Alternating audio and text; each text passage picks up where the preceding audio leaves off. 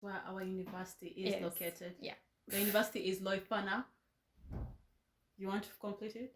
Loifana? Loifana University of Lunenburg. Yeah, so Lunenburg is the town. I was about Loifana to is say the name of the university. Loifana African Student. But that's why I told you to complete it. Because how can they complete it? I beg. Seriously. Damn!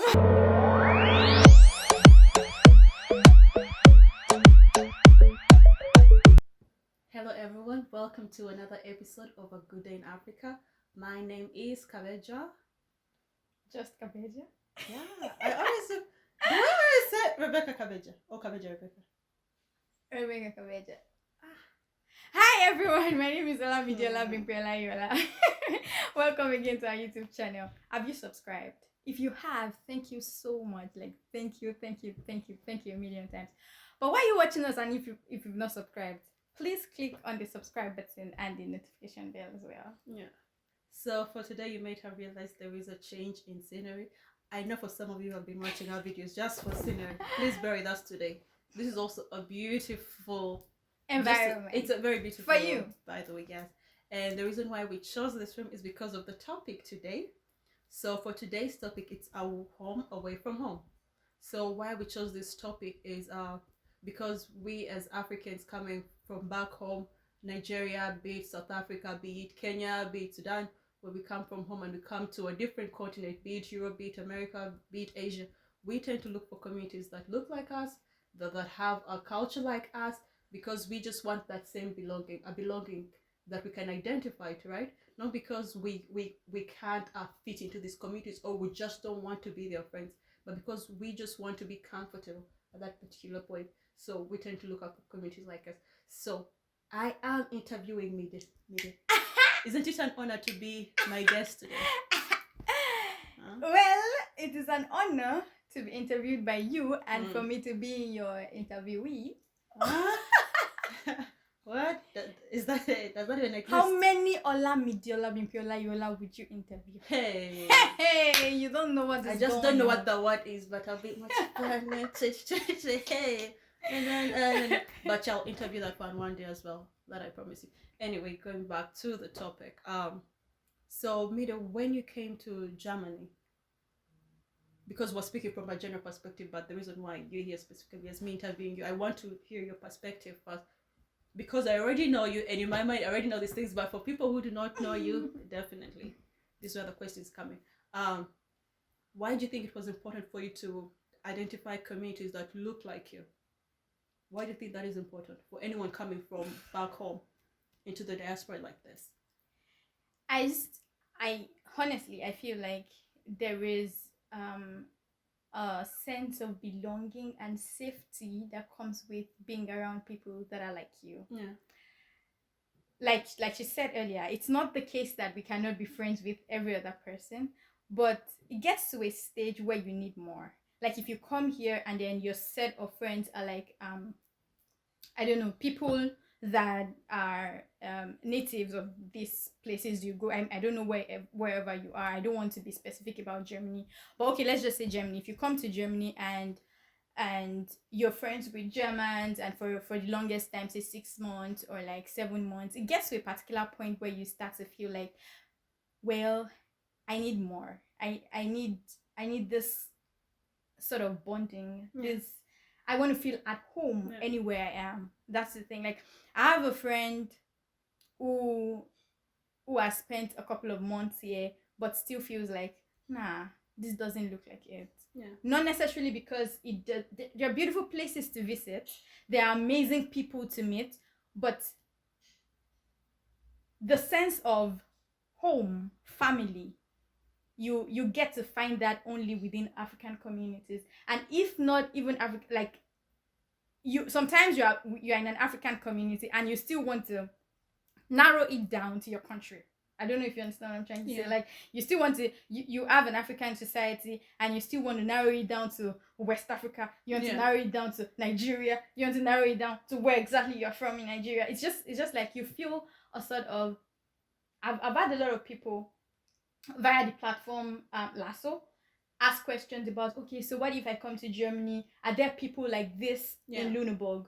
Are there people who are from this part of Africa in Lunenburg? They ask these questions because they want to still feel at home anywhere they go to.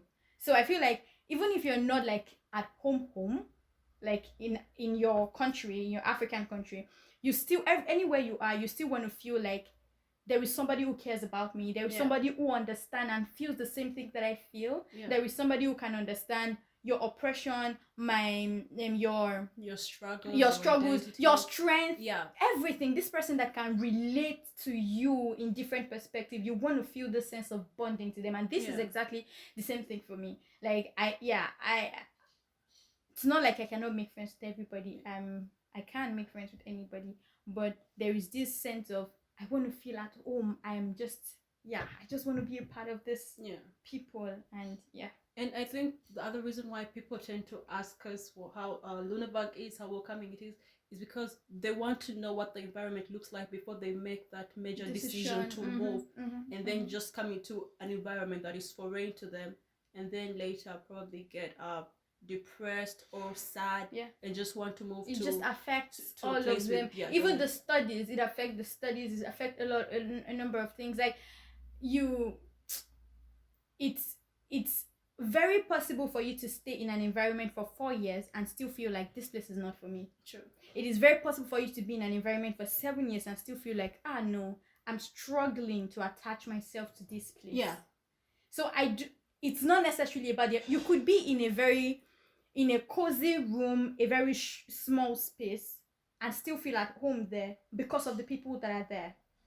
And be in a very beautiful place. It doesn't suppress your identity. It doesn't. It doesn't suppress your identity. In a place where the majority aren't people who you really identify with, you look for the minority that can relate to you. And I feel like that is what every other African diaspora is looking for, because we just want to feel like somebody, let somebody just understand him. Yeah.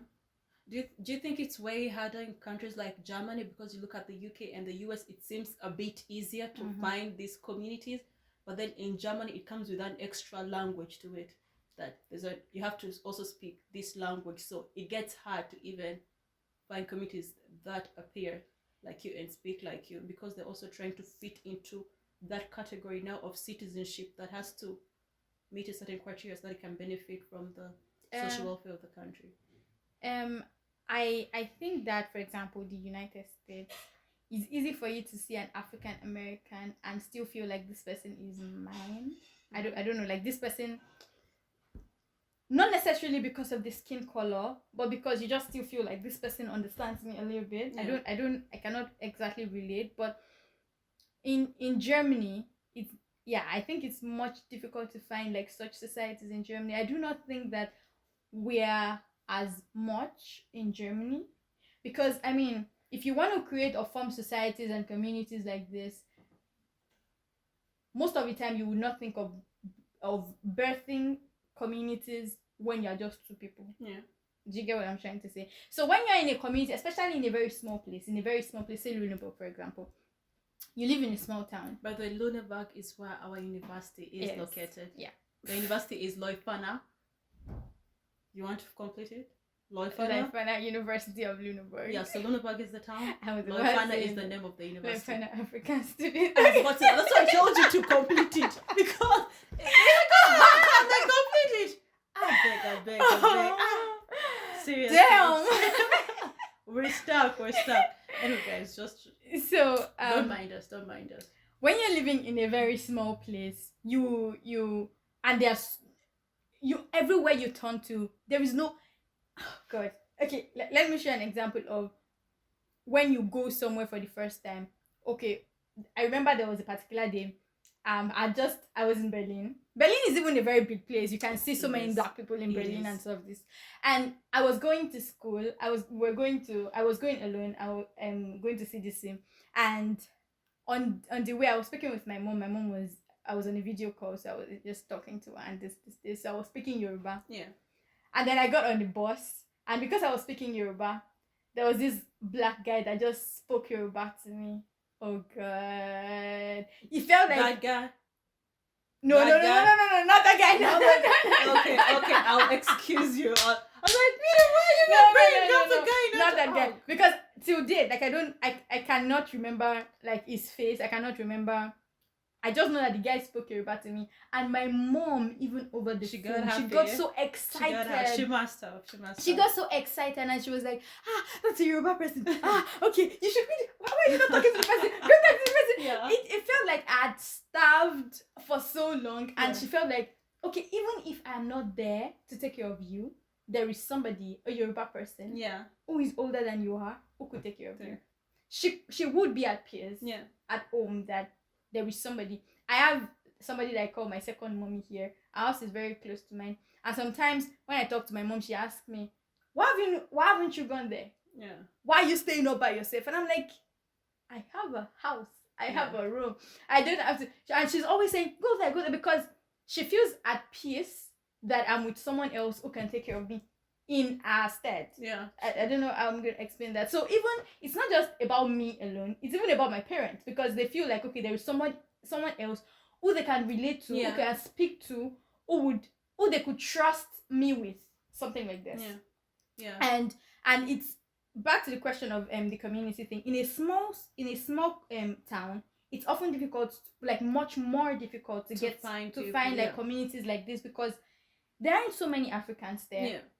So many Africans are in maybe big cities like Berlin and stuff like this. So when you come to Lunenburg and you find Africans, you're just so excited, because there isn't such, like, you don't find so many like small communities like this. And even if you find one, they're not really standing and stuff. So yeah, when you find one African, you literally jump on the person's face. Yeah, that's true. So because when I look at you, I realize that it's not just the Loipan African Student Organization that you're part of. There is a church also a part of that has Nigerian people fully. Believe me when I tell you, Nigerian people fully. But Nigerians, you know, we're everywhere now. No. When she was in Berlin, she was in what? Berlin International Community Church, right? Yeah. Where was that Nigerian church? There would have been. I just didn't go there. You didn't look for it. So why did the need come when you came to her? Yeah, so I'm going to explain that. When we were in Berlin, we were living together. There was Tolu, Joshua, Lawrence. There was you. Hey, I've come last. There was my brother Shagun. And, you know, we were living together. We went to school together. We came back together. We partied together. We could, you know, on weekends, we could cook together. We could do a number of things together because we were living together. So it was easier for me to go to an international church where not necessarily I had to build a community or. And I want you to listen to the reason why you're saying that. Yeah. You've attached us. You've put an importance to this African community. Yeah. And said because of that community, it was easier for you to go to what? Exactly. Mm-hmm. And I want you to remember that argument when you bring in the Hamburg argument, okay? Yeah. So then when I got to Lunenburg, I didn't go to church the first month because there were no churches in I remember you even complained. I asked a number of African people and they said they didn't go to churches.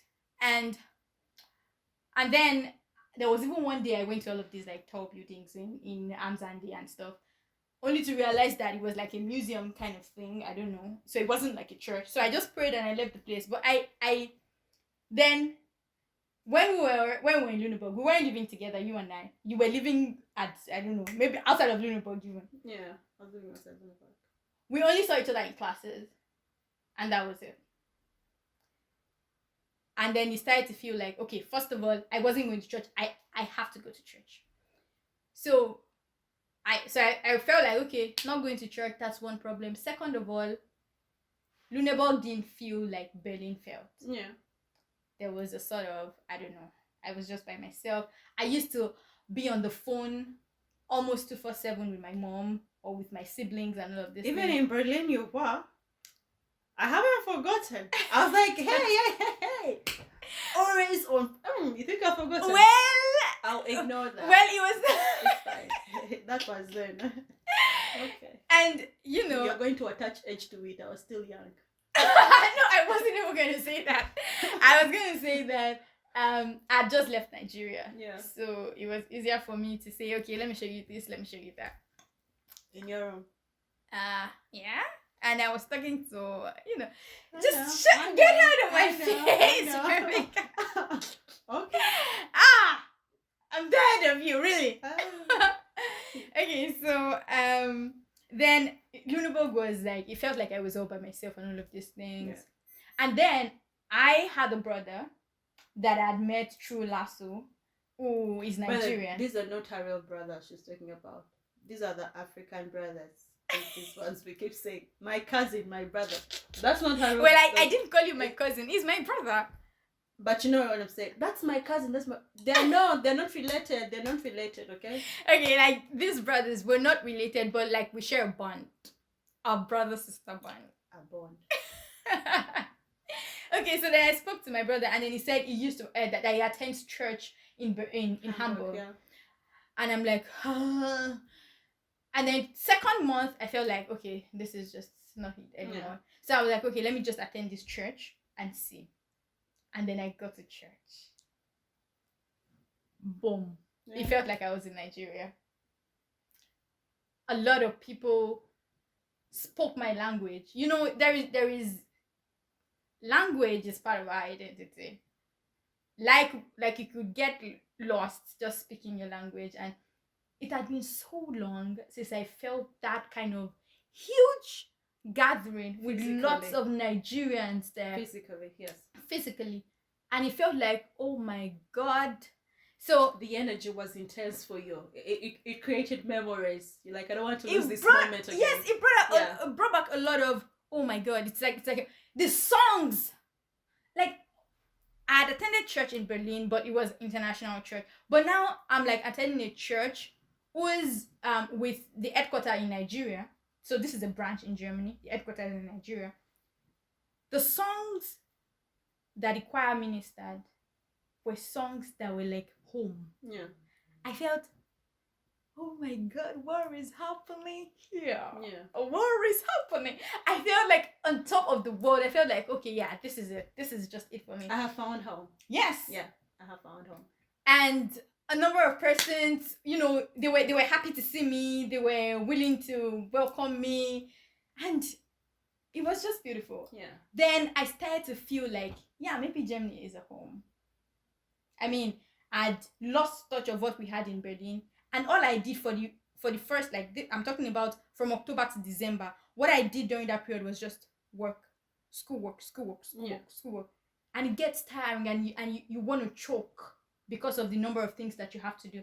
And yeah, that was just it. And I felt like, okay, this is another place where I could meet with people, bond. So the people make the home. Yes. They create the community. Yes. So regardless of wherever you are, home is not in the building. It is in the people. It's in the people. Yeah. That's what I was saying about the earlier conversation. It is the community. Yeah. That's why you want to get out of that close space. And you're like, no, I just want to be around these people. Yes. That energy, that intensity is just everything for me. Yes. Yeah. It fills in that gap. So you keep searching for that community to fill that gap. You keep looking for it. And I got that. When I got that, Germany started to feel like a home. It felt better. It felt like somewhere I could relax. Yeah. So a friend of mine who mentioned recently, like some months back, that it doesn't feel like this place is home yet. I told the person that it's because you've not gotten into this gathering that I'm talking about. The gathering where you feel like the energy. And I think it's easier for West Africans, many Nigerians, to find that home because Nigerians are like we're everywhere. Yeah. Mm-hmm. So it's easy for them to create that home. Everywhere. But then I've also realized that French-speaking African countries are also there, but then it's hard for us to most times to integrate with them because of the colonial boundaries that divided us very well. French, English. So you find English-speaking Africa dividing itself from French-speaking. And because we can't communicate. Because we can't communicate. I've met French-speaking Africans who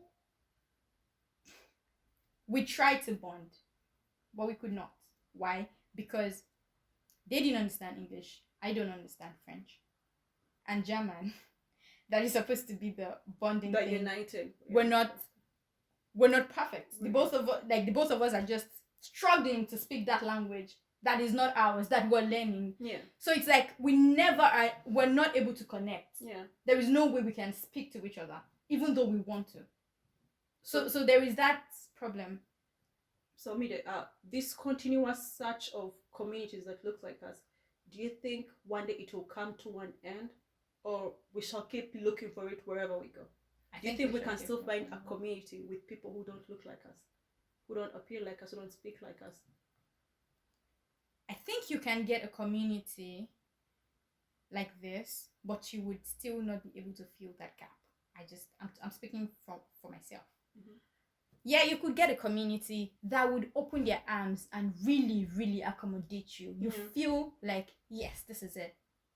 But this community, I do not think can fill this gap, this void. I don't feel I don't feel like they can. It can't replace the identity. Yes. Factor. So like, regardless of how these people open up, like they're everything. They could give you everything: employment, money, space. You feel like this is the nicest person I've ever met. But you always find yourself suppressing your identity. You're still saying, okay, this. I can't say this. I can't act this way. Yeah. My cooking may disturb this person. Yes. It may inconvenience them. You know how it feels when you say that you're going somewhere and this person is going to serve you your local food. Mm-hmm. Like the excitement. Your head is blowing and I'm like, I cannot remember this last time. Cooked for me her local food. Because she doesn't eat chili. Nigerians, Yoruba people specifically, please tell Rebecca that we don't cook anything without pepper. Thank you very much. That's being exclusive. You're a very exclusionary community. I don't understand how you can eat anything. Sometimes I try to reduce it sincerely, but she still can't eat it. I do not know how. That's her telling me I don't want you to eat Have I eaten your food? Again. Have I eaten your food? Because I can't cook. Because you cook everything with ketchup. That's a lie. That's a lie. So basically, you can find this community, people who would actually love you. I feel like people like this exist. But everywhere we go, we still want this community of this, like, there is, I have this community now from church. If I have a meeting in church, sometimes I don't feel like it's more than a meeting. It doesn't feel like a meeting that I have to. Most of the time, I'm not stressed for this meeting. I'm not worried about. I just feel like you keep looking forward to meetings. You keep looking forward to meetings. That's the every thing. now and then you say, okay, I'm going to meet with this set of people. Just the fact that you come together, you talk, you laugh, you can share your experiences with each other. You can insult each other, and you can pull each other's heads. You can drag each other. You see, the issue of laughing at each other and insulting each other. Have you ever tried to crack a joke with somebody who does not belong to your community, and they just didn't understand? You would laugh yourself. I'm serious. Like you would crack a joke and you would laugh your ass out. Nobody would. Okay, I just. You would crack a joke and you would laugh all by yourself, and that's it. And everyone will start to look at you as an idiot. I'm telling you. Remember the one time that we came from Lunenburg?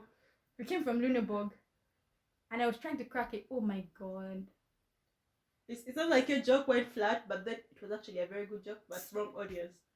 It's just I feel like you're with some. While you are with somebody, you should be able to be yourself. Like you should free yourself and do whatever. And this is one thing that you might not be able to get from other people. And this is why you keep searching for that community, that identity that that is missing. And but I'm glad that eventually I found that space that speaks to you. You don't have that to relaxes be somebody me. else. Yes. Yeah. Looking at our communities, we've been saying that they give us a sense of belonging. You don't feel suppressed, but do we get the opportunity to speak about all these issues, including violence against African women? Looking at the gender-based violence, definitely. We're looking at the rape. We're looking at how African women are generally treated. We're looking at the bigotry because of how our communities are supposed to look at homosexuality as in the general way as it is. Do you think our communities are actually open to such conversations, or would prefer to keep in a comfortable zone? and say the things we don't want to talk about because we're African, so we cannot talk about these things. And when you try to bring in a topic, they say you're trying to be, Western. European, you're being Western, you're forgetting your values. You Mm. think our communities here are actually as welcoming as they claim to be? Um, I feel like maybe we're not doing justice to these things enough, but definitely conversations like this happen, but maybe within individuals and not as a community. What do I mean? Um, takes me back to purpose. Now, why was this community founded, or why was the organization founded? You know what I'm talking about. Mm-hmm. And if it was founded basically because we just want to have fun and talk to each other and all of these things, yeah, maybe they might not be at the forefront of having or sharing conversations, especially with other people in this direction. But I think, okay, let me stop speaking abstract. My church, for example, we might not be at the forefront. I don't even want to say my church. There is a youth body in the church. So as a youth body, we discuss a number of things, and that's the truth. Like, we argue a lot. We start conversations from different angles. We talk about feminism. We talk about rape. We talk about Nigerian politics. We talk about different things, as especially when we're together as that youth body. But you might not see that my church would get up and say that we want to go and do a demonstration somewhere. And which brings me to, some people do not believe that they have to do something in a particular direction. What do I mean? Some people do not believe that protests or demonstrations are solutions to the problems that we have. Do you understand? When does the church protest? I don't know. Are there specific issues where the church will protest? If somebody says something about Jesus, will they come out on the street and protest? Maybe my church won't. Maybe my church won't. You're sure about that? If something was talking about Jesus, or they banned churches to protest on the street, I'm not like, if they banned churches, would the church protest? I cannot 100% speak for anything, but I'm not sure that my church would. As a church, I'm not sure my church. So if they banned churches in Germany, what would your church do? I don't know, but I don't think so. I don't think they would protest. So you've never interacted them on that issue, that if they ban churches, would they ever protest? I've never thought about it. You've never brought that issue up? Maybe I would after this. Yeah. I've never brought the conversation up, so I don't exactly know what my church would do in that situation. Yeah. My church might say that we would go and pray, and it would be changed after prayers. My church might say that, okay, we don't think that demonstration is the right way. Let's just start up a 7 days fasting and prayer, whatever. Yeah. And this is not going to be permitting her. It will be probably you in your own room now, praying in your own room. You can no longer it might be together. No, because when they ban churches, then not as a church. But then not as a church. Then maybe not as a church. For example, we could meet together. Like, we're a community. That is the church. So if they ban churches, we could still come together as a community to pray. No, the entire issue is completely banned. You cannot pray. When will the church stand up? I do not know, for one, if my church would carry placards and say that, like, because they're now depriving you of your community. First churches. I do not know exactly how my church is going to react in that situation. But definitely, I know that conversations, we talk about different things. Maybe I would start up this conversation. Yeah, definitely. But, like, we talk about different things, especially in that. I think, young people are very curious and we want to, engage ourselves. We talk about different things. We talk about how some things shouldn't be. We talk about a number of things from this part, from like helping one another, to talking about the injustice that is in our society in Germany, outside of Germany, in Nigeria. We talk about different things. And yeah, so I do not exactly, and individually, we're doing things in our capacity. For example, I am a member of my church, and I am also a member of the African Students Organization. When does the church stand up as a collective? Because it's a community, not an individual. As a community. To protest. Or this is when you see that individualism come out. I do not know exactly, actually. But like I said, there are some people, or there are some communities or some societies that believe that this way is not right. It's not like is not the answer to the problem. Because there is a certain way that they believe is Yes. the right one. Yes, Even and when they that right channel way is exclusive and they to other channel people. and they channel this energy into what they feel like is the right way. And you really cannot hold them to ransom, because like some people feel like maybe not protesting on the street, or like instead of protesting in the street, It's not always protesting. It's more of I'm using a an example. radical solution to what people are already.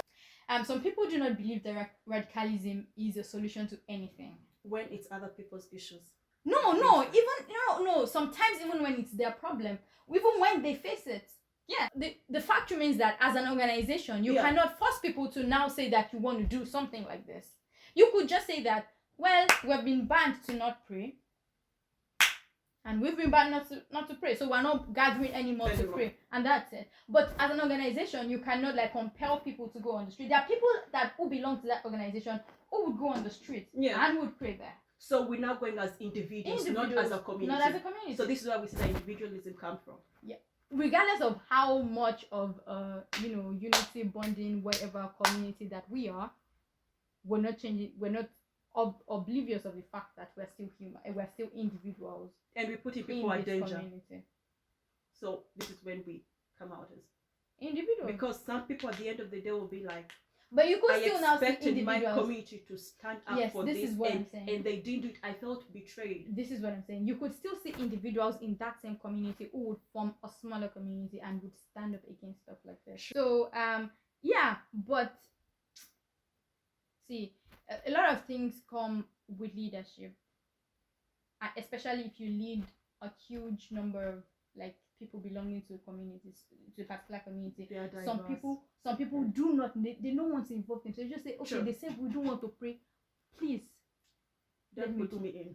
We want to pray, please let me go and pray. So in this situation, you as a leader would never tell people that yes, now let's go out to the street and say that you can't put people's lives in danger. Some people and the funny thing is, even as a leader, you might be the kind of person who says, okay, they say we should not pray, let's go and sleep, we're not praying anymore. But people expect you to take initiative as a leader to lead them. People, especially people who want to go on the street and pray, they want you to lead them there and say that yes, as a community, we're not doing this, we're praying. But there are people who will still tell you, sit in your house, they say we should not pray. We're not in Nigeria. We're not in Nigeria, we're in Germany. It is their government that says we should not pray. And sometimes I would understand that, depending on the situation. I would understand. I'd be like, you don't want to protest in a country that's not yours. Yeah. Things could go extra and nobody may be able to sense it. Even in your country. Even in your country, you're not even safe. Sure, that's true. So I think that as a leader in a community, there's so much, you have so much responsibility on you, and you have to be able to know when to draw the line. When to say that we're all going as a community or whatever. And the beauty of the communities is the bonding. Is the identity. I have seen Vida become lively after she met her community. Believe me, she's done that. So if you guys ever come to Germany, if you ever travel, like, I would totally understand if you looked out for a community that looked like you. I even say you should. Yeah. It helps you. It helps your sanity. But then you should also remember that they may not represent all your interests. There's certain communities that will still look like you, but then they'll exclude you. Mm-hmm. So you should just be ready for such situations. Depends on what exactly you're looking for. Yeah. So if you're looking for bonding, friendship, identity, all of these things, you could still look for it. But if you're looking for radicalism or not even radicalism, just I don't know why you could have friends, but when your friends don't believe in your humanity. Yeah. Wait. So, if they do not represent your interests, you could look for other communities that represent your interests, where you'd be able to speak up. It depends on what you're looking. And be free. Do not suppress your identity in any community. So yeah. Thank you very much, guys, for staying with us. Thank you so much for subscribing, and for those that are going to subscribe now, thank you again. And thank you, Mida, for hosting us in your room. I had to bring the candles. Mida's room was filled, but Mida's room looks like, anyway, it looks lovely. Thank you, Mida, for having us in your room. You're welcome. You're welcome. I'm a good person. We should do this more. You should bring food next time. Drinks, water. You should cook. You should make chapati for me.